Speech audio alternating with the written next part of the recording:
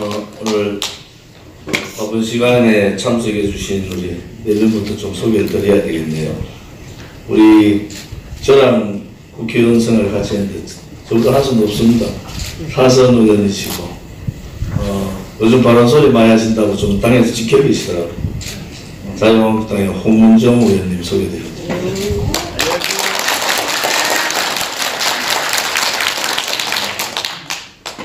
제가 정치 처음 들어올 때 친박연대로 들어왔어요. 그때 친박연대 대표였을 때 저분 얼굴도 보기 힘들었다고. 저를 친박연대에 공천을 주시고 지금 이 자리에 서게 만들어주신 이규택 천만님 모셨습니다.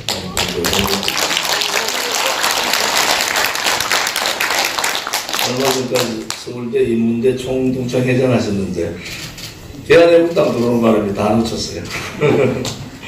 우리 문대탄 법률상임 고문님이십니다.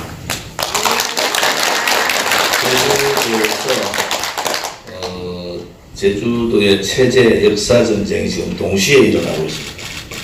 이 4.3의 실체를 좌파들하고 끝까지 싸우고 계시고 또 서울대 법대 나오셨는데 모든 언론 방송이 다 기사를 안 실어주잖아요.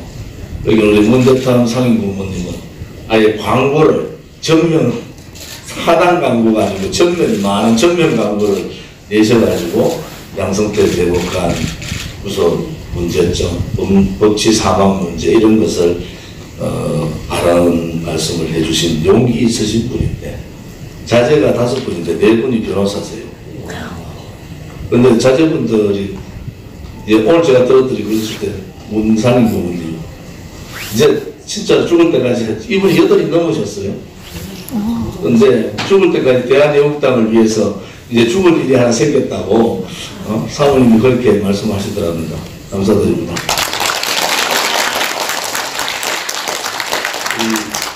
조금 전에 기회사 해주신 그냥 각자로 조용히 그냥 퇴행하시고 강의나 좀 나가시고 이러면 되는데 대한애국당에 들어오셔가지고 가지발길을 걸어주셔서 고맙습니다.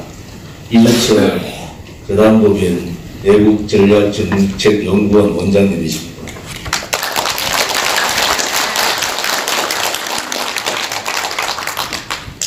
오늘 좌장도 맡아주시고 경제 분야의 발제 하봉규 부경대학교 정치외교학과 교수님 정치 분야입니다. 예.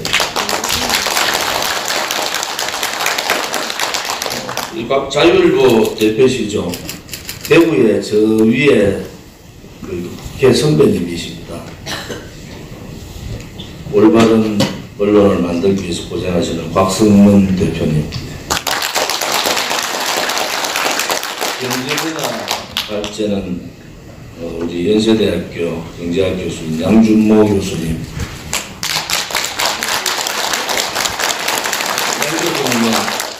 저하고 공무원 연금 개혁할 때 그때 같이 하셨어요. 그래서 그때 대한민국의 모든 공무원한테 욕 다 먹으면서 330조 아껴 놨더만 이 문재인 정권 들어가지고 석 달 만에 다 버립니다. 공무원 18만 명 공무원 늘리는 바람에 그게 딱 330조 들어갑니다. 공무원 연금 개혁해가지고 아껴놓은 돈을 2달 만에 공무원 18만 명 정원해가지고 330조 날립니다. 이게 왜 공무원 정원했겠습니까? 2달 만에 성과급, 민주노총의 제1 공약이 성과급입니다. 민주노총하고 문재인 정부하고 밀약을 했죠. 당신 대통령 되면 성과급 일본 없애라. 이 성과급 2달 만에 없애버렸습니다. 그러니까 청년 일자리가 반토막 났습니다. 반토막. 100명 하는 일자리에 공무원 성과급을 만든 이유가 정년연장 2년 때문에 어쩔 수 없이 성과급을 만들었어요. 정년연장은 민주노총하고 한국노총이 짝짝꿍대가 그 당시에 그 환경노동위원회 김성태, 그 다음에 노동부 장경했던 김용주, 한영애, 지금 원내대표는 홍영표, 이 사람들이 청년 일자리고 지라지고 생각 안 하고 그냥 노총선을 들어준 거예요. 청년 이전 연장을 하면은 청년들 뽑을 수 있는 캐파가 없어지잖아요. 그래서 어쩔 수 없이 박근혜 정부 때 성과급을 만들었는데 두 달간의 성과급을 없애가지고 청년 일자리 반토막 나니까 어쩔 수 없이 갖다 댄 게 공무원 18만 명입니다. 그래 나라 돈을 이렇게 쓰고 있는 겁니다. 그 사회적 대타협을 해가지고 그 힘들게 만들어놓은 330조를 두 달 만에 다 까먹어먹은 게 문재인 정권입니다. 그 다음에 전 고려대학교 북한학과 교수이신 조영기 교수님 고맙습니다. 국민대학교 안보 부분 발제를 해준 우리 박일학 교수님 제가 말씀 많이 들었습니다. 우리 박일학 교수님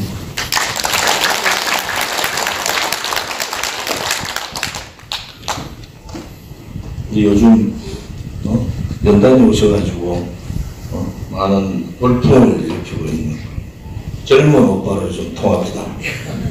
매봉통일연구원의 남강규 소장님,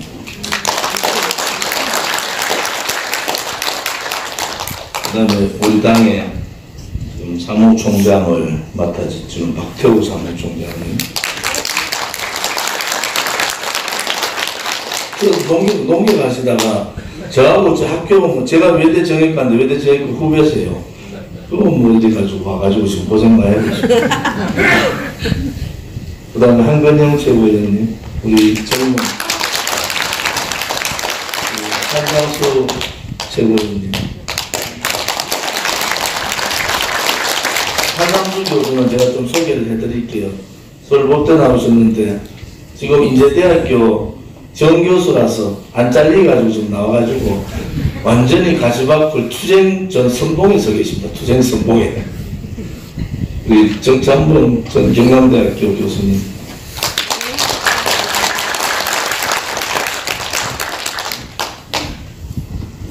아까 이수천 교수님 보러 오셨다는데 우리 선배님 제가 정동포럼 회장님. 예. 정동포럼 우리 회장님. 예. 감사합니다.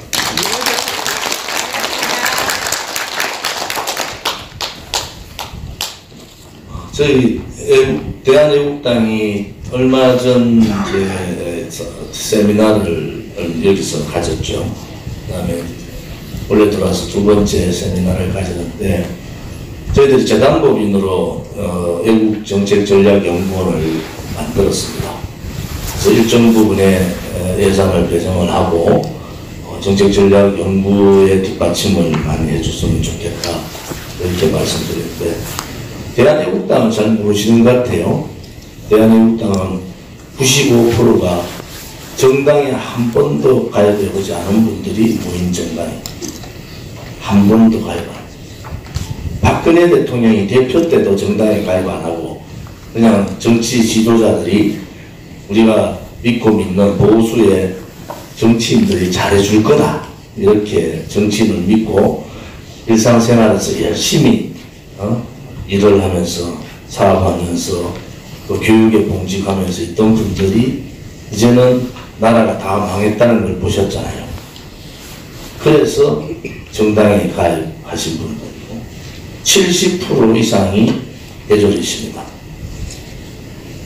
이 지금 대한애국당을 폄하하는 현실이 있는 그대로 일주일만 방송에서 해주면은 자유한국당은 금방 무너집니다. 맞습니다. 이분들의 생각이 지금 어제 경상도 말에 아래카인데 아직도 그것이 잘 안 돼요. 어제 그저께 태극기 집회하는데 6만 명 모였습니다. 광화문 앞에서부터 세종대왕까지를 완전히 꽉 메웠습니다. 서울역에 빠져나오는데 1시간 걸립니다. 그런데 언론 방송들 안 씻잖아요. 그런데 그 6만 명이 그냥 어떻게 모였겠습니까? 조원진이가 이뻐가지고 6만 명이 온 게 아니에요.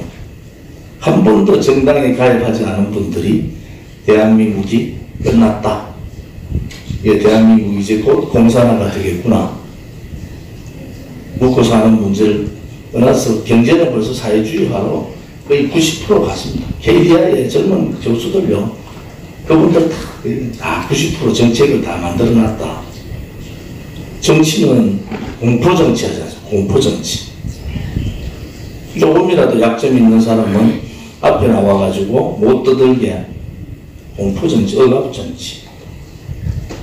이제 재판부, 소위 말하는 사법부의 재판 판사들만 잡으면은 권력 쥐고 돈 쥐고, 돈도 그냥 지었습니까? 박근혜 대통령 때 고령화, 청년 실업, 그 다음에 저출산 때문에 요거도 먹어가면서까지 1년에 25조 정도를 더 자금을 더 만들어놨어요. 예산을.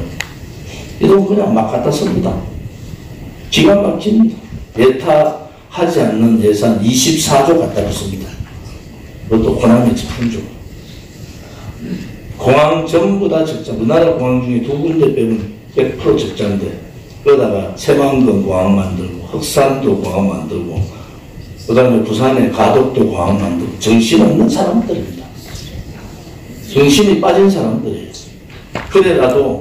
그래라도 정권 지고, 지금 이제 2년 가까이 지났으니까, 이제 8년만, 한 번만 더 정권 지고 하면은 대한민국 완전히 적화 만들 수 있다. 사회주의 만들 수 있다고 자신을 가지는 사람.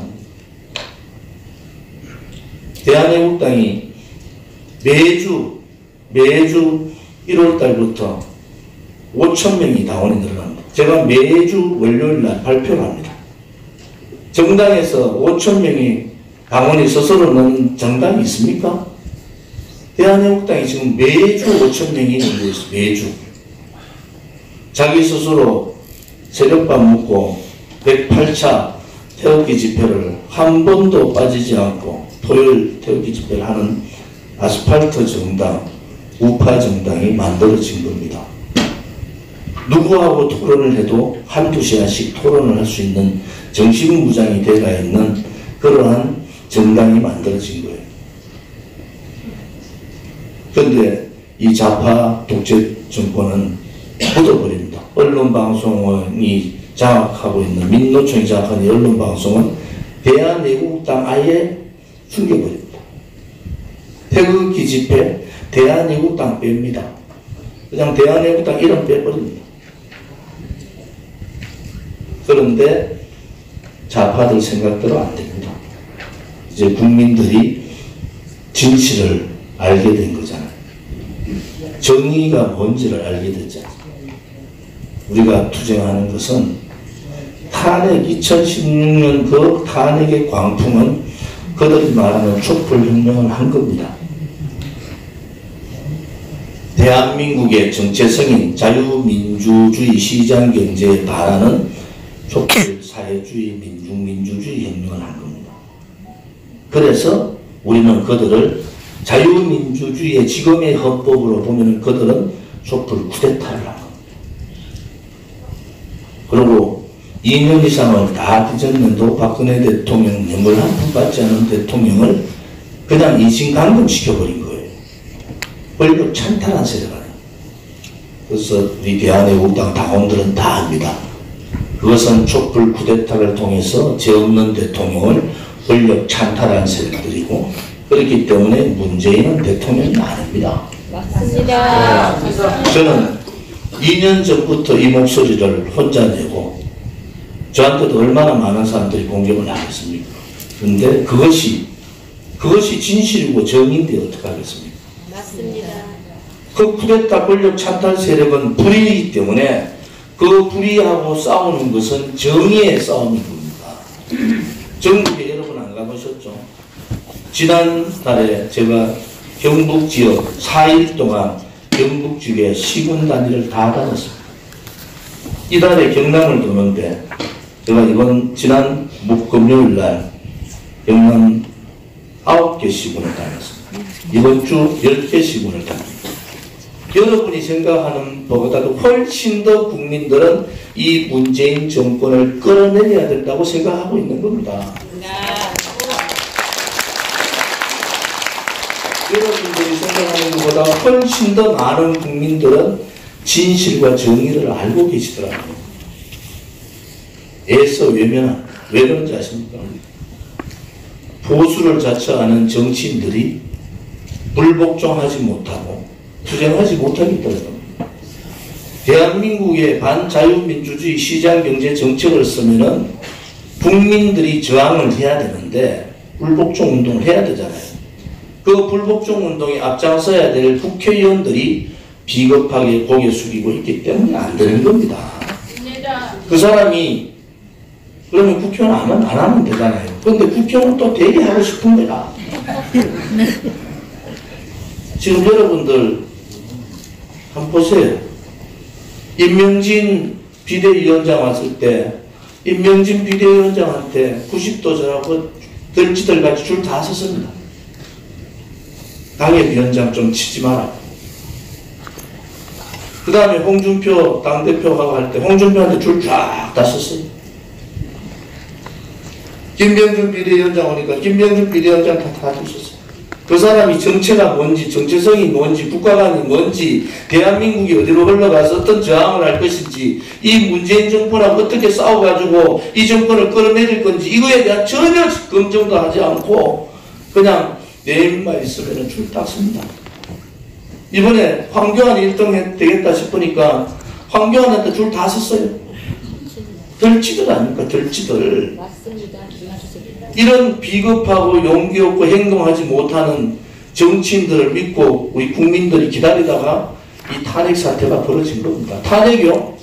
절대로 우파 국회의원들이 배신 안 하면, 보수 국회의원 배신 안 하면 할 수가 없는 거예요. 이제 오세훈의 말, 박지원의 말, 저끼리 치고받고 난리가 났어요. 탄핵은 업무입니다. 업무. 탄핵에 찬성을 주동했던 유승민, 김무성 이런 인간들은 여러분 배신자 역적입니다. 맞습니다. 이 나라가 그렇게 가고 있지 않습니까? 제가 국회 탄핵 소추하는 2016년 12월 9일 날 정세균 의장한테 발언권을 신청했는데 발언권을 못 받았어요. 제가 그 당시에 최고위원, 수석 최고위원 마지막에 제가 하소연했어요. 여러분들이 박근혜 대통령 탄핵하면은 좌파들한테 정권 넘기고 나라 망합니다. 그때는 여러분들이 책임져야 된다. 그때 그분들 의기양양하게 책임질듯이. 왜? 반기문 대통령 만들어가지고 이현집정제 해가지고 김무성도 수상 한번 해먹고, 박지원도 한번 해먹고, 홍석현도 한번 해먹고, 유승민도 한번 해먹고, 그런 업무 기획들이 다 들어있었잖아요. 정진석이라는 사람은 미국까지 건너가가지고 박근혜 대통령 눈 시퍼렇게 뜨고 있는데 반기문 보고 다음 집권하면은 개헌하겠다고. 그런 사람들이에요. 이것이 어떻게 진실이고 정의입니까? 그래서 우리는 이 투쟁을 해야 된다. 이제는 제가 원래 반갑이잖아요. 이제는 우리 세대가 아니지 않습니까? 여러분들 지금 국회의원 있는 보수의 국회의원들을 두고 이 좌파 독재 정권하고 싸울 수 있다고 보십니까? 왜 못 싸우겠어요? 홍문종 의원님 사선 의원이지만은 계시잖아요. 국회의원, 교수, 무슨 한 20년 전거부터 뒤지잖아요. 제가 그 말씀드려요. 인적 쇄신, 사람 안 바꾸면 안 된다. 좌파 독재 정권하고 싸울 수가 없다. 그냥 좌파가 아니에요. 이 사람들은요. 검찰, 경찰, 국세청, 기무사, 국정원, 민정자료까지 다 지고 있는 좌파들입니다. 숨통을 열어줘야 되는 거예요. 지금 국회의원 100% 저를 포함해서 100% 다 바꾸는 게 맞는데 그러면 대한민국당에 아무도 안 들어올 거 아닙니까? 그래서 제가 80%는 바꾸자. 전제 조건 4가지를 걸었어요. 첫 번째 하나, 대한민국의 이 오늘 정체성, 이 정체성 국가관이 확실한 사람, 국회의원 정도 되면은 이 좌파 독재 정권하고 싸우려면 목숨을 걸지 않으면 안 됩니다. 맞습니다. 몇 사람이 죽어나가더라도 이 좌파 독재 정권을 무너뜨려야 된다. 그래야지 국민들이 모이잖아요. 그런 사람. 두 번째는 어떠한 위협이 들어오더라도 투쟁할 수 있는 사람. 비겁하게 두더지들 같이 불 속에 도망가 있다가 지지율 떨어지고 그러니까 공에 내밀고 우리가 잘해가지고 지지율이 올라갔다고 얘기하는 사람들 안 되는 겁니다. 투쟁할 수 있는 용기 있는 사람이 필요하다. 세 번째는 젊은 사람하고 다 바꾸자. 왜? 다 걸린다. 이 사람들은 정권 잡자마자 뭐랬습니까? 첫 번째 청와대, 정화대라고 그러죠. 새빨간 저 사람들이 첫 번째 권력기관 장악 다 하고 두 번째 언론방송 다 장악했잖아요. 권력기관이 뭡니까? 소위 말하는 국회의원 될 수 있는 지방자치단체장 될 수 있는 사람 인적사항 다 알아요. 다 지고 있는 거예요. 그래서 새로운 인물로 바꿔야지만이 다음 총선도 이기고 다음 대선도 정권 탈환할 수 있다. 이 사람들은 못한다. 저는 이 사람들요 3, 40명 왔다 갔다 할 수 있는 능력이 있는 사람들, 좌파들의 능력이 그런 겁니다. 지금 헌법이 어디 있습니까? 법이 없고 다 무너졌어요. 오늘 이 토론을 통해서 제가 이렇게 말씀드리는 것은 이 토론에 참석해 주신 교수님들도 대단한 용기를 가진 분들이다. 이제 용기 있는 우파의 목소리를 내는 사람들이 이 국회로 와서 새로운 정치를 해야 되지 않느냐 이런 생각을 가집니다. 이주천 우리 연구원장님을 비롯해서 많은 대한민국의 석학분들이 대한애국당에 나갈 수 있는 길에 대해서 조금 불을 좀 밝혀주시고 저희들이 모자라는 부분이 있으면은 많은 조언과 많은 정책 제안을 해주시기를 부탁을 드리고 오늘 세미나가 멋있게 잘 진행되기를 바랍니다. 또 하나 오늘 유튜브에 이렇게 나와 계신데 저희들 집회를 하면 제 연설이 일주일에 100만이 봅니다. 이제는 속일 수가 없는 거예요. 바깥에는 집회의 인원들이 3.1절 보십시오. 이제 몇십만이 모입니다. 그 많은 사람들이 장애투쟁을 하고 내부적인 유튜브를 통해서 전 세계에 다 전달되기 때문에 진실을 가릴 수는 없잖아요. 그래서 오늘 이 세미나가 국민들뿐만 아니라 전 세계 해외 동포들한테도 정말 길을 열어주는 그러한 세미나, 또 우리 지식인들도 용기 있는 분들이 있다 하는 그런 것을 보여주는 그러한 세미나가 되기를 간절히 부탁드립니다. 감사합니다.